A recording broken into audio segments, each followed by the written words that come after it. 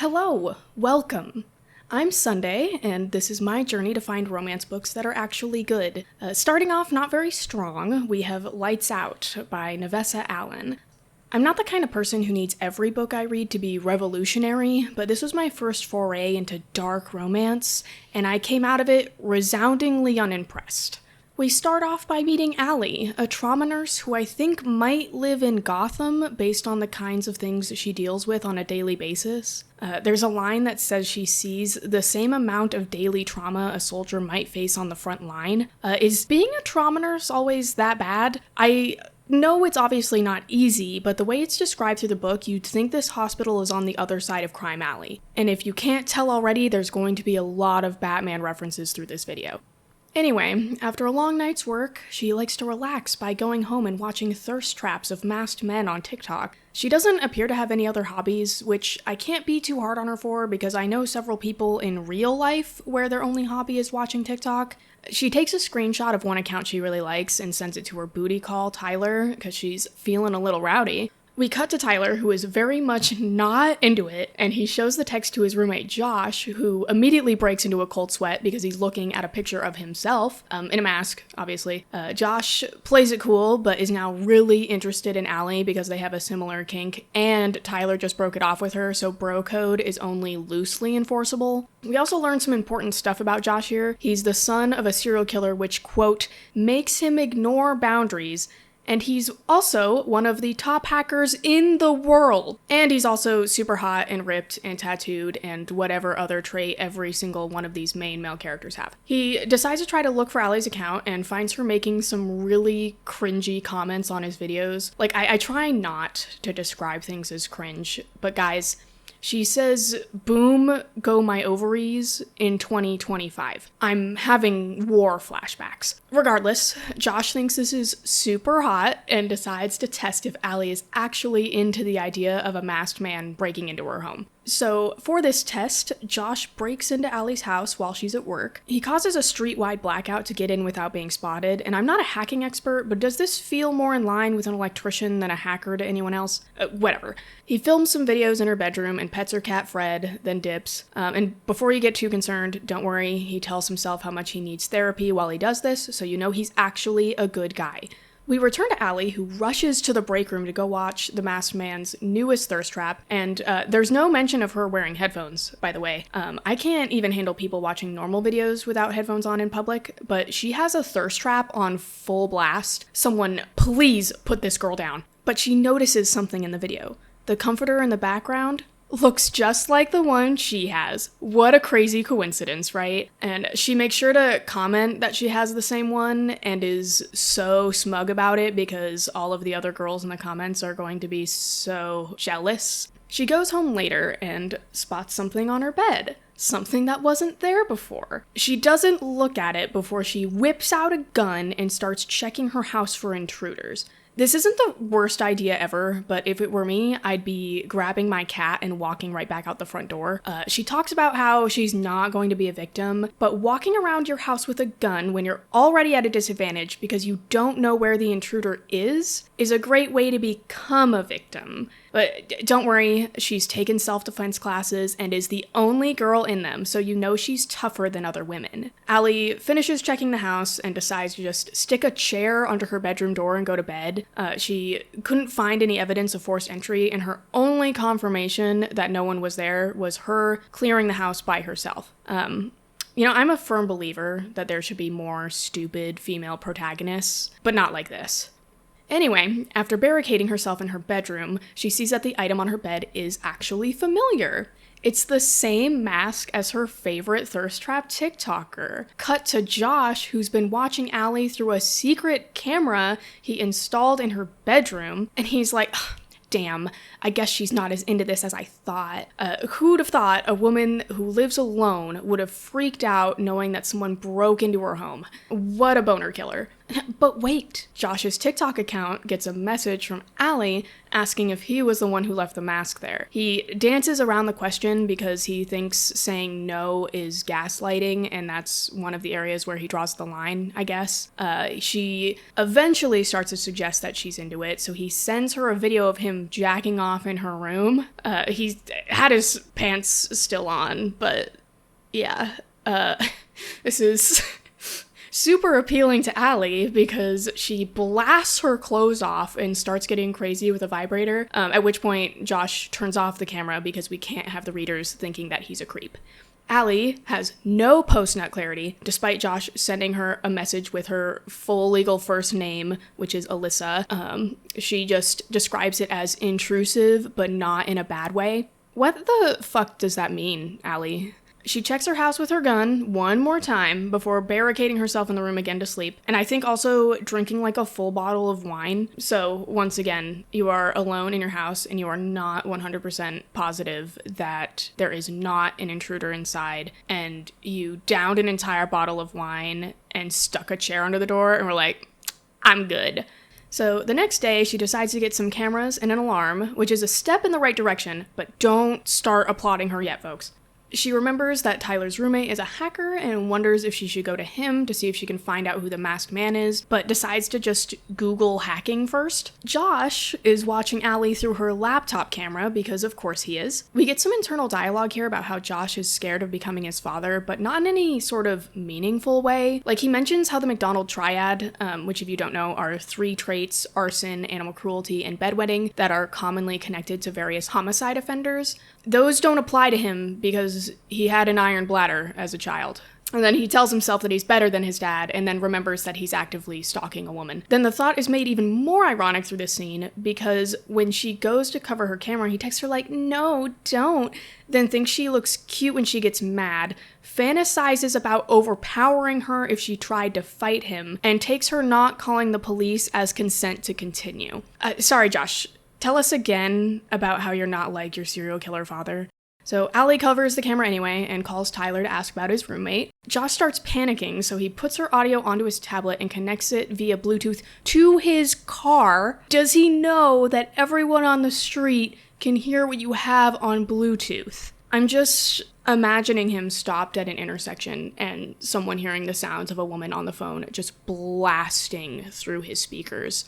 Tyler, understandably, wants Allie to call the police after she explains the whole stalking business, but she waves it off because he hasn't technically threatened her yet, which I can't be too mad at Allie for that because cops probably wouldn't do anything, but I have still never met a woman so unconcerned for her own life. So Josh drives to Allie's house and watches as she receives the hundreds of flower bouquets he sent her. And I know it's petty, but this also annoyed me. Sending someone flowers is fine, but sending them to the point that it's an inconvenience to the person receiving them makes me want to kick your shins. Unless you're the one that's gonna have to roll up to Goodwill with 100 fucking vases, I don't want to see that shit, Josh. He also hears Allie get another package, which she correctly assumes is from her stalker, but still takes it for some reason. She wonders if it's a bomb and decides to open it inside of her home. The bomb would have been the better option, because then the story would have been over, but no, it's a home defense system.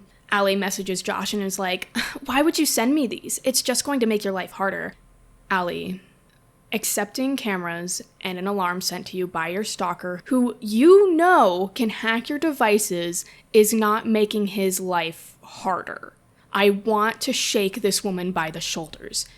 Anyway, she says out loud that she's calling the cops, so he texts her not to. And then he sends her a video of him playing with Fred, and Allie is not disturbed at all by this. She's like surprised because Fred doesn't normally like men, so this must mean that Josh is an amazing and fantastic person. But like, I guess she already knew that he broke into her house, but if a strange man sent me a video of him playing with my pet after breaking into my home, I would take that as a threat and turn into John Wick. So Allie uses the camera finder in the defense kit to find the camera in her bedroom and asks Josh if he was watching when he sent her the first video. Josh says no, which if you remember earlier, he thinks counts as gaslighting because lying and gaslighting are now interchangeable. And he's like, I want her to be afraid of me, but not like that. Like what, Josh? Help me understand. Allie also asks if he's been watching her change in sleep, and he's like, my moral compass isn't that fucked up. Dude, your moral compass is a fucking fidget spinner. So Allie goes to work after installing the cameras Josh sent her, but don't worry, she only put them on the outside of her house. She admits to herself that she asked him to break in, even though this was just in the comments of his videos, and I don't think I'm crazy in assuming that doesn't count as consent. And then we get this line. On one hand, a stranger had broken into my house and filmed me. On the other, it was fulfilling the dark fantasy that had haunted both my waking and sleeping self for the past 3 months. She wants to believe that he's not going to murder her because it helps her play out her mask kink, and I'm just screaming in the car like Walter White, Allie, your masked man fantasies rely on the masked man being attractive as he violates your boundaries. You can't trust a random stranger to have your best interests at heart, even if they do have the same kinks as you. Allie! She goes back to the break room and sees that Josh posted another video with the caption, when she's mad at you, which is unheard of for the masked man because he never posts captions on his videos, I guess. And so the comments are all like going off and defending him. And Allie, she looks at the comments defending him and is like, I wonder if they'd feel the same way if I was murdered and they were next. This is one of the few times that Allie gets close to having a vaguely intelligent thought. But this is immediately disregarded because she leaves a comment of her own, when she has a good reason to be mad at you, which he immediately likes and then follows her account, which makes all of the other commenters go absolutely rabid. It's at this point she remembers that she works at the hospital and there's people that need to be attended to, but it's not that urgent because she decides to flip off the security camera and text Josh when he messages her about it, because he was, of course, watching her through the cameras. And I'm just imagining the security guy being like, she tells Josh that he's breaking a lot of laws by hacking into a hospital security system, and he's like, you don't know the half of what I'm up to. The audience doesn't either, because Josh does nothing besides watch Allie 24/7. He may be the third top hacker in the world, but he holds the #1 title for least interesting man I have ever had the misfortune of reading about. Allie gets pulled away by her pager because a mass shooting just happened, so that finally gets her to return to work. 20 hours later, she's exhausted and decides not to drive home, but still needs to get some things from her car. When she walks up, she finds someone already sitting in it, which means Josh can hotwire cars too, apparently. I can let the street-wide blackouts slide, but there is no way this man is hacking his way into a fucking car.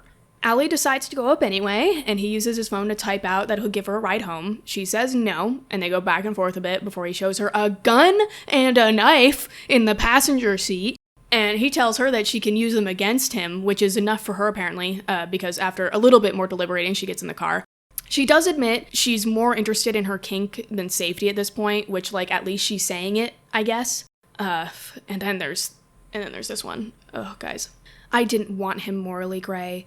I wanted someone with a soul as black as night. Someone who would burn the world down for me and not lose a single minute of sleep over it. And I'm pretty sure I wrote this exact line out in my diary when I was like 13. So Josh is driving Allie home, and we know he's so nice and considerate because he turned on the seat warmer for her and brought some food. She makes him eat some of it before she does, but there's literally nothing at this point that would make me believe that Allie is even somewhat intelligent. They stop at a light and a truck pulls up next to them with dudes who start catcalling Allie, and I'm not clear on the perspective in this scene, but Allie is holding a gun to Josh currently, and I guess they just didn't see it. Maybe she was holding it low or covering it or whatever I have to tell myself to make this shit make sense, because the author didn't think my annoying ass would read this. But Josh gets out of the car and waves the knife at them, which gave me so much secondhand embarrassment I had to stop reading. Standing up to catcallers isn't a bad thing, but I just couldn't take this scene seriously when Josh is standing there in a skull mask, waving a knife around with a boner. I'm not kidding. The guys couldn't see his erection, but I'm choosing to believe that they could, because that's the only reason they'd realistically leave. This works on Allie, though, because once he starts driving again, she decides to give him a handjob. She makes sure to tell him that it's not for him, and she's still mad. And I'm failing to understand how this isn't for him, but I have to save my mental gymnastics for later because it only gets worse. She asked if he's STD-free, and he's horrified at the thought that anyone would lie about something like that. And I feel like I have to keep a list of what Josh thinks is okay versus what's not. Because so far, breaking and entering, okay. Hacking social media, okay. Watching a woman without her consent, okay. Lying about STDs, bad. Gaslighting, bad. If your main male character is going to be morally gray, at least have them be less confusing about it.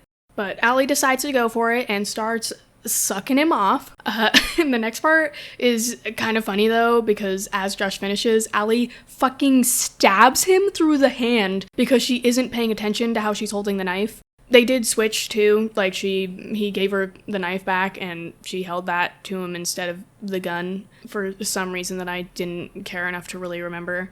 They miraculously get back to Allie's house despite the roadhead and stab wound, and Allie has him come up so she can treat his hand. In one of the few very smart moves in this book, Allie keeps the bloody gauze so she can have it tested later. Josh tells her to go to bed and explains that he parked down the street so he's fine to get home, and she thinks he makes deranged look more adorable than concerning. The lack of survival instincts in this woman is mind-boggling. All she knows about this guy is that he's buff and is a thirst trap TikToker, and that's enough for her. So she goes to bed, and when she wakes up, she's like, phew, he didn't kill me in my sleep. I'm either really lucky, or he's not actually dangerous. Based on this logic, I would only need to know Allie for like a day and a half before she trusted me enough to give me her bank information. She sees that Josh shoveled the snow out of her driveway, and there's a long tangent about her neighbor's backstory that is just there to explain why they talked to her, I guess. And her neighbor is only in the story to affirm how great Josh is, so I don't feel like this was very necessary. Josh is back at home with Tyler, who texts Allie to have her come over, and we also learn that Tyler screens his dates to make sure that he doesn't bring home any true crime fans, to make sure that Josh is comfortable, which is really nice. Tyler is constantly being described as a huge douche, so I was really surprised by this. Allie agrees to come over later that day, but Tyler won't be there because he has a date, so it's just gonna be her and Josh, and Josh, to prepare for this, he's like, oh, I have to cover up all of my tattoos. I need an excuse to wear a sweater and gloves. And so Josh lowers the apartment temperature to 55 degrees as an excuse to put on the sweater and gloves. It's already winter. Just turn the AC off. So Allie shows up and immediately shakes Josh's injured hand, to which he's smug about because he didn't react and is also wearing gloves so she can't see the cut. And then he turns around and makes her a coffee exactly how she likes it. He covers his ass by saying he remembered from the one time they interacted after she hooked up with Tyler several months ago. Good save, bud. She explains the deal to him, and he pretends to hack his own account, but tells her it won't be ready by the time she has to leave. So they make some small talk while they wait. But when Josh asks about Allie's job, instead of listening to what she says, he imagines her sucking his dick. That's really just what I want to see in my romance books. A male lead who only cares about sex. When Josh steps away to make her another coffee, Allie texts his burner phone, and he's once again smug because he set up a program to automatically text her back using vague responses, which works multiple times. There's a lot of things I'm curious about here, but where the fuck is he finding the time for this? You cannot convince me that Josh isn't jobless. Anyway, Allie leaves, and Josh goes to watch her while she works before falling asleep, as he does every single minute of every single day. So at work, Allie is pretty sure that Josh is the faceless man. She recognizes his cologne as cedarwood and smoky magnolia. Bitch, please tell me what that smells like, because I would love to know how you recognize that. How does everyone in romance books know exactly what a perfume or cologne is made up of? Do I recognize my partner's cologne? Absolutely. Would I be able to tell you the exact scents that it's made up of? Fuck no!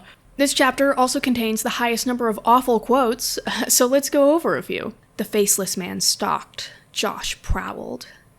My ovaries donned their war paint and started metaphorically chucking eggs at the man.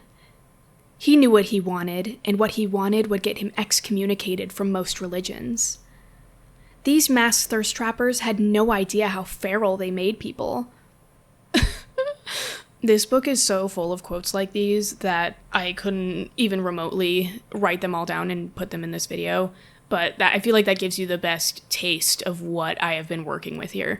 Allie gets home from work and is pissed that Josh isn't there waiting for her. So she sets the camera back up and starts getting like wild in her room. And Josh must either live really close by or was already on his way, because he breaks into her house. And then we get our first truly explicit scene. They didn't discuss kinks or permissions beforehand, in case you were wondering, because why would any of these books handle this stuff responsibly? And honestly, for the way that these two talk about it, I was expecting freakier stuff. Allie says, "It was like I spoke to the devil and he told me he was proud of what I'd just done." Girl, do you really think the devil would be proud of mild fingering and a mediocre titty fuck? This book is what super religious people think the absolute worst sex acts are.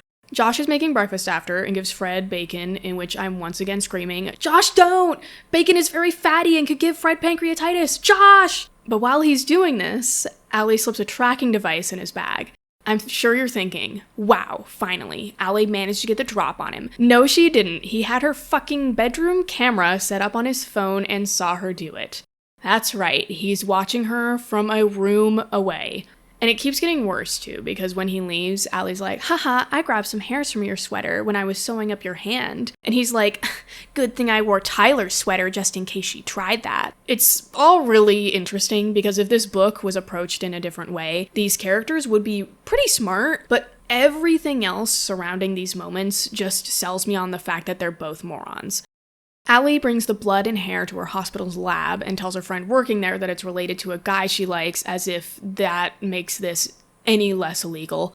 But while that's being tested, Allie sees that Josh posted a video with the caption, "Mommy and Daddy time," and thinks it's the most hilarious thing in the world. There's a lot of that through this book, actually, when Allie talks about how absolutely hilarious Josh is, and I can't tell you what I'm supposed to find hilarious. He never stands out as funny to me. Maybe you just had to be there. Anyway, during her shift, she notices a man that looks familiar, and he turns out to be a rapist from the beginning of the book. She takes one for the team and offers to treat him, and learns that he's Bradley Bloom, the son of some billionaires, which explains why he's not in jail. He's obviously a huge creep and messes with Allie until she yells at him. And I don't know why this line was so funny to me, but he's fucking crazy, and I'm not being ableist, I mean clinically. As someone with a mental disability, authors, please stop.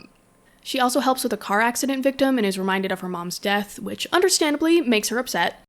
And Josh, who's been watching the whole time, of course, rushes over to Allie's place after she gets off work, but forgets the part of his mask with the voice modulator in it, so rather than be more concerned about Allie and her time of distress, puts on a balaclava and speaks in a cartoonishly deep voice instead.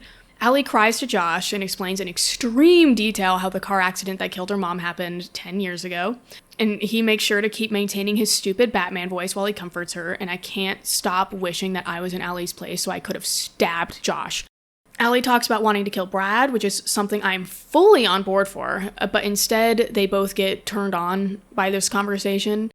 You're dangling a couple murder plot in front of me, and now I have to wait through the stupid scene where Allie rides the knife that Josh stabs into her mattress. But once again, don't worry. Josh thought ahead and bought her the same one in California King, of course, because he's so gigantic. They fall asleep together, and Josh wakes up later to one of the camera alarms going off and sees that the outside one has been covered. He grabs Allie's gun, and she wakes up, so he has her stay in the bedroom while he checks it out. He sees someone jiggling the door, and waits for them to get it open before just punching him in the face and knocking him out. Allie comes in holding a second gun, and they reveal the intruder to be none other than Bradley Bloom. Allie wants to kill him, but Josh convinces her to leave him in front of his previous victim's family's house so they can take care of him instead. Boo. It's not super surprising, though, because Josh has been against killing through the whole book, but you can't make an exception for the rapist that brought a kill kit to the home of the woman you're supposedly obsessed with. Pathetic. Josh also finally realizes that what he was doing to Allie probably caused the same fear in her, and now stands in solidarity with all women, because he's now personally experienced the fear that they feel on a constant basis. Feminist of the year, everybody. But Allie agrees to not kill him, so they use Brad's chloroform to knock him back out and then shove him in a bag after Josh duct tapes his mouth. And They get him out to the car, and on the drive out, Josh is really dreading telling Allie that his dad was a serial killer because apparently telling your situationship about your tragic past comes after leaving a rapist in the wilderness together. Allie has them stop to check on Brad, and guys, he's fucking dead. In a turn of events even stupider than what I could have ever predicted, Brad asphyxiated because Josh put the duct tape over his mouth and his nose. He tries to say that it was an accident, but there is no way that happens accidentally, right? You'd have to be so deliberate to make sure the nose is sealed off, unless Brad is some sort of lizard person with a flat face. But I digress. Josh is really freaked out by this, panics, pukes, the works, but Allie's just like, damn, that's anticlimactic. She takes over driving because Josh is a bit rattled about accidentally killing a guy, or more of the lack of guilt about killing a guy, but Allie does point out that this particular person was evil. She also mentions vigilante justice being problematic as fuck, though, so I'm not sure what side she supports. She also takes the time to explain to the readers that mass TikTokers aren't all butterfaces because she's seen enough face reveals. And I'm like, Allie, there's a body in your trunk. Can we please have this conversation later? Also, Josh has taken off the mask. At this point, he did not puke inside of it. So Allie now knows 100% who he is. So with Brad being dead, they turn around and Allie tells Josh, don't worry, babe. My uncle is in the fucking mob. And that's how they're going to get rid of the body. Yeah, I bet you thought that they were going to have to deal with this themselves, like any half-decent protagonists. But in comes the gangster family members with a steel chair. Now we get to meet Allie's cartoonishly Italian extended family. We meet her uncle Nico, who's pissed that she brought a body to his house. Fair. He has Allie go with one of her cousins to an auto shop that will take care of the body, and then sends his other kids out to get Brad's car and clean Allie's house. Josh stays behind and explains what happened, and ends up going with one of the other kids, Junior, to Brad's house to erase any evidence of Allie. The cops are already there, though, so they weren't able to go in and have to double back around. Allie gets everything taken care of with the car and goes to Josh's apartment with Fred, where she gets a call from her one lab friend, who has interesting information for her. The blood that she gave her is a direct relative of the Ken doll killer. Allie's immediately like, oh fuck, could Josh also be a serial killer? As if being the child of a murderer automatically makes you one. She also thinks about how Josh is funny and nice, so there's no way that he could have faked his personality for the maybe 2 weeks that they've known each other. The layers of stupidity here should be studied in a lab. Despite wanting to believe Josh is a good person, Allie still asks Tyler about Josh's dad, and he isn't super keen on talking about it because it's not his place to. Allie thinks he's a douche for telling her to have a conversation with Josh about it, and Allie, if you believe that Josh is good, why would Tyler be a douche for telling you to talk to him about his trauma? Tyler tells her that he's nothing like his dad, minus the stalking part, I guess. He went to a psychiatrist when he was younger that wanted to prove that sociopathic tendencies were genetic. And we could have gotten some really interesting commentary here about how not all professionals have their patients' best interests in mind when they're only fulfilling a bias or other agenda. But no, we don't really dig any deeper into this. In an actual douche move, Tyler waves off Josh's stalking of Allie because Josh also tracks Tyler everywhere he goes, so that makes it not a big deal, I guess. Instead of talking to this man about getting a handle on his harmful tendencies, we're just slapping a "that's just how he is" sticker on it and calling it good. This is enough for Allie, though, and she says, "Thank fuck I've always been a logical person and able to come to my senses." Is there a single person in this book who has a brain? Josh gets back, and in one of the very few funny scenes in this book, Tyler's like, "Hey man, Allie asked about your dad," and then fucking dips out of the room. Josh has been stressed about this information since the beginning, so he's just like...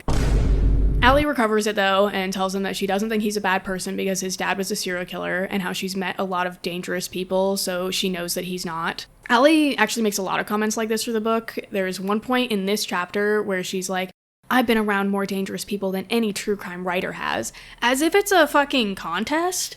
Josh straight up tells her that he feels nothing for anyone outside of his inner circle, which was literally just Tyler before he met Allie, because Josh also has no friends. And she's like, "Everyone is garbage anyway, so it doesn't matter. Just say you have no meaningful connections with anyone because you two are insufferable to be around." Our two sociopathic lovebirds go to take a sexy shower together, and Josh, in his endless romanticism, isn't worrying about hurting her with his massive schlong because of Allie's comfort. It's because he wants to make sure that she can take him later. There's a comment that Allie makes after that I thought was so funny, because she's like, if I had your hacking skills, I'd watch you at work too. And it's a good thing she doesn't, because then she'd find out that Josh is jobless. It has been said that he has a job, but you still cannot convince me that he does, because he is always available. And they are currently on vacation right now, so this period of time does not count, but earlier in the book, they were both actively working, but Allie was the only one who was ever actually at work. Yeah, Josh claims to be like a software tester and is paid an unreal amount of money to do it, but I can't believe that he is, because he hasn't mentioned being in pointless 5-hour Teams meetings. So we get back to the matter at hand, which is still needing to break into Brad's house because the cops blocked them last time. Luckily, it turns out that they had a warrant for a different assault and are gone now, so they team back up with Allie's cousin Junior to get this all wrapped up. Allie's uncle took care of the car and body disposal off screen, so sorry to disappoint you if you were expecting this book to get interesting. The three of them gather up with some ex-military guys that Allie's uncle has access to, I guess. She mentioned earlier that he was just a cleaner for the mob, so I don't know where he's getting these resources when he's not even the Oswald Cobblepot of this operation. Also, they can get ex-military, but Josh is the only half-decent hacker they can find. Anyway, everyone gets microphones, and Josh breaks into the house with the military guys while Allie waits in the van with Junior. As soon as they get in, they notice the place smells awful, and some of the group finds piles of cat litter in the basement. Josh points out that it's for absorbing decomposition liquids, and this aches out the tough military guys enough that they want to leave. Weren't the cops here with a warrant earlier? How did they not find this? Actually, there's a lot of circumstances where I could believe that this would happen, so I'm just going to move on.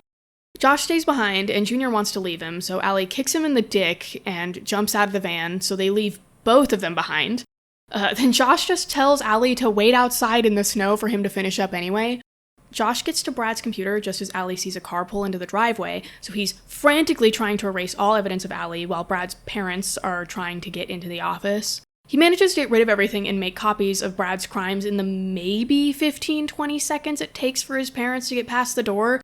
But by the time they've gotten into the room, Josh has jumped out of the window and eats shit on some beams on the backyard veranda, which was the funniest scene in this book to me. So then Josh gets up and throws a chair through some glass into the house to set off the alarm, and then runs off with Allie into the woods. The cops show up in record time, even for a rich white man, and start chasing them through the forest. Junior is still nearby though, so they're able to get back to the van without being spotted. They got a lot done in the short amount of time this was taking place, though, because Junior tells them that the cops found the body in the house and think Brad left town after the warrant was approved, so they're going to make use of that and have someone who looks like him use his car near the Canadian border. Could you imagine if the two main characters were involved with that part of the plot? Wouldn't that make for a much better book? They drive back, and Allie agrees to have dinner with Nico and his family once a month as her favor, which is a pretty fantastic deal considering this is the mob and she has been nothing but ungrateful to them. So your uncle cleaning up crime scenes is only a problem when you're not involved in the murder? Grow up. It's also not important to the story, but Allie sprained her ankle in the woods and Josh carries her back to her car, which is crazy because he's pretty sure one of his ribs is broken.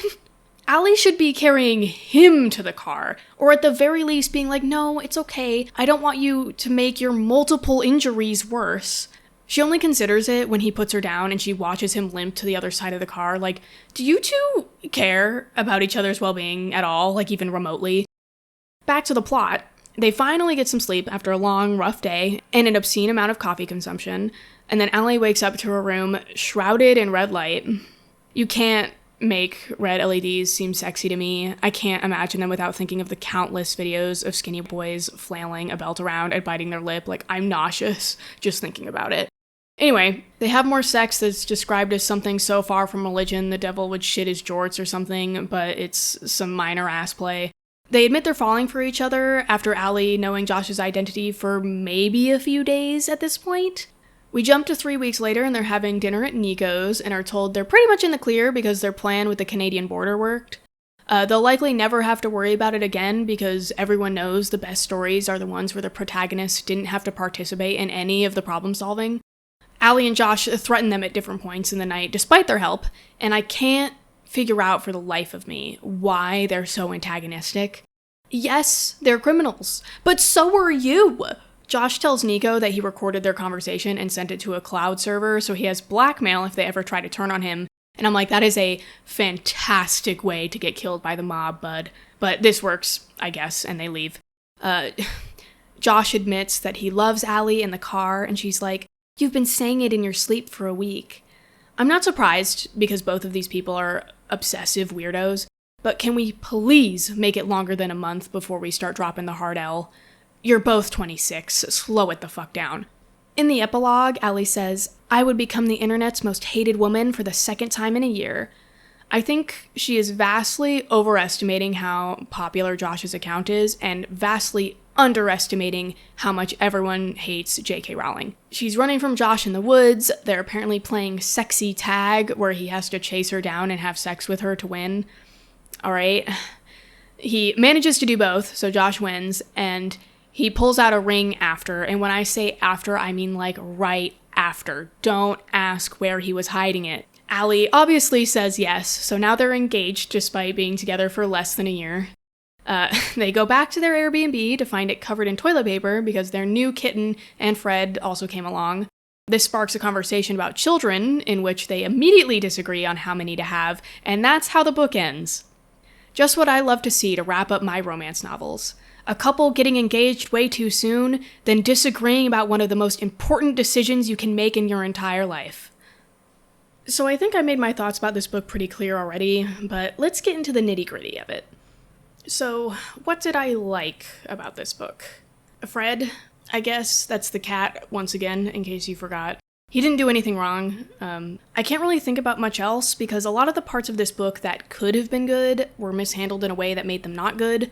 Nico and his family were kind of fun, but they mostly get points for shitting on Josh and Allie. I like Junior, but I saw that the next book is about him, so I'm sure that would ruin his character for me. I'd have to be paid to read that thing, though, so I'll keep enjoying him until that happens. So what didn't I like? You guys are gonna have to bear with me on this one. To start, none of the characters were particularly enjoyable. I can forgive a mediocre sidecast, but having the two main characters of a romance novel be flat, unremarkable, and in this case kind of annoying makes for a difficult read. Maybe they just weren't my kind of characters, but as someone who loves aggressive women, I found Allie to be exhausting. She had no personality other than being sassy and having a mask kink, which isn't enough to sustain my interest through an entire book. She has no friends and no life, but it only feels like it's that way so Josh can become her life. This is hardly unique to this book, but it sucks to see it keep happening in the genre. Let women have lives and keep their lives after meeting a man, please. Josh isn't being spared from criticism either, because for a morally gray top 3 in the world hacker, he's surprisingly boring. I say morally gray with heavy quotes because he's not really morally gray, he's more like morally off-white at most. Like, the stalking thing is obviously not great, but there isn't anything else that would logically coincide with this kind of behavior. The man doesn't even want to lie. It would have been so much more interesting if he had other traits that he had to work through and grapple with to become more empathetic than just, "Damn, Allie almost got murdered by a billionaire. I'm a feminist now." His worst trait isn't even the disregard to boundaries because he doesn't even do that half the time. It's how fucking gross he is. After reading this, I can't tell you a single thing Josh likes about Allie's personality because all he ever thinks about is her body or sex. You're telling me that even in media made for female consumption, we can't get a man that values his partner beyond what she can provide for him sexually? Regarding Tyler, I really need to know what makes him the horrible asshole the characters tell us he is. He just seems like a fuckboy, but also one that dropped everything to move across the country with Josh when people at their college started harassing him about his dad. The man screens his dates to make sure he doesn't bring home anyone that would make Josh uncomfortable. There are very few people with friends who would do this for them, but Josh and Allie hate his guts because he sleeps around? Like, the worst thing he does is wave off Josh's harmful behavior, but everyone in this book does that, so it doesn't really seem like it's that big of a deal. The entire plot of this book could have been so interesting, but every time there was an opportunity to get into the good stuff, it went the opposite direction. We could have had a story where Allie realized she was the one who liked killing, and she and Josh became a vigilante justice couple that kills rapists. Allie and Josh could have gotten more involved with her uncle and become part of the mob. Or Josh's dad was never arrested, so they have to go and take him out when he starts killing again. That's just what came to me off the top of my head. Instead, we got Allie and Josh having conversations the book tries to tell us are witty as they avoid the most difficult parts of the plot. This book takes shots at true crime fans a lot for it being a major plot point and likely a large part of the audience. I consume true crime content and absolutely agree that there are people who take it to a level that's gross, but if you're going to be a hater, I expect you to do the research to back it up. Like, if you're going to have Josh's dad be called the Ken doll killer, maybe make sure there isn't a real serial killer with that same moniker first. Unless that was intentional, but I doubt it.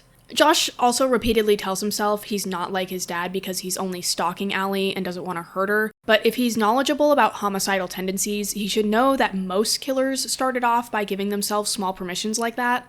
The comments about the McDonald triad being unsubstantiated aren't wrong, but it was very funny to have that pointed out, then have multiple animals know when people are good scenes, as if that's any more proven. I don't need my books to be completely factual, but if she's coming to play, she'd better be consistent. And I didn't point this out when it happened, but God, there's a line. Josh says at the very end of the book, "My dad is better than Allie's uncle because at least he didn't profit from killing people." What? You think it's better to kill people as a hobby? You think Nico's a sellout because he was getting paid? Is he devaluing the sacred art of murder? And once again, I thought we said he was a cleaner, which last I checked was body disposal, not body creation. Josh must be really flexible, because the mental gymnastics required for this one belong in the Olympics. There's so many pointless tangents in this book. I don't care that Allie was waiting for her neighbors to take their Christmas tree down so she could take down her decorations. I don't need her neighbor's extended backstory when she walks over for a minute-long conversation. During the Roadhead chapter, there were so many comments about ice on the road that I was convinced they were going to get into a car accident. There were multiple points where I zoned out for a second, and when I came back, Allie was still talking about something totally irrelevant. All of this could have been cut, and the plot would not have been negatively affected. And I was generous in not mentioning a lot of the stupid lines, but there were so many times when I had to stop and put my head in my hands. There's a lot of slang scattered throughout that makes it obvious this was written by a woman who has aged beyond using it. I wrote this one down in my notes with no context. "You'll be pleased to know that he was shooketh," with the annotation, "kill me," in all caps. Navessa uses a lot of phrases that came out of Tumblr circa 2014, so I'm not sure if she was there on the front lines with us and never stopped using them, or if TikTok has only just discovered "boom, go my ovaries." But for reference, I was making jokes about that in middle school. And the weird preaching about mask talk accounts, like, girl, shut up. Everyone says they're butterfaces, but every mask TikToker I've seen is super hot. As someone who is into masks, I can tell you with 100% certainty this is not true. If you can't love a masked man who's a little ugly, then you cannot handle a mask kink. These characters also talk about going to therapy a lot for people who sound like they have never been to therapy. I'm not sure if it's meant to be more like a, oh, see, they aren't bad people because they go to therapy, or what, but it only made me more convinced that Allie and Josh could not be helped. Another thing I didn't mention while summarizing, but Josh is hard at least once in almost every chapter of this book, if not every chapter. I don't remember, but it happened very often. In the chapter where Allie goes over to his apartment, he mentions being hard all day. Like, Tyler was home. Did he see this? Is this normal in their household, or has Tyler been begging Josh to see a doctor? Like, I don't have a penis, but even I know that this is really concerning. And finally, if there are multiple references to how your sex acts would offend the devil, I expect something crazier than what we were given. Because we're talking about the same devil, right? The one who has to figure out how to torture guys like Albert Fish. You'd think he'd be clutching his pearls over knife handle riding and butt stuff. So, yeah, it's safe to say that I wasn't particularly impressed with this book. It was hard to get through it without seeing all of the missed opportunities for a better story, It felt like the author was just throwing things in as she went along without any real regard for who Allie and Josh are as characters and how the events of the story affect them. I think it's better to have external events that cause internal change, but Lights Out was just external events that they navigated around and never really thought about again. Not the worst book I've ever read, but it does get 1 star. For the Best Character Award, I'm giving this one to Nico. He's a short king who loves his family, and he puts up with a lot of shit from Josh and Allie, but helps them anyway, so he's clearly a nice guy. And finally, the divorce rating. Allie and Josh's relationship is built on infatuation and lust. These two are absolutely getting divorced within 5 years. Once they start having kids and realize they have nothing in common besides their kinks, it's so over. Since Josh never handled his obsession issues, he'd be a helicopter parent times 100, and who wants to be the wife of the guy that got arrested trying to install hidden cameras on the playground? Alright, thanks so much for joining me on this very interesting journey through Lights Out. I'm curious to know what you guys thought about it. Did you love it? Did you hate it? Something in between? Let me know in the comments, and I'll see you next time.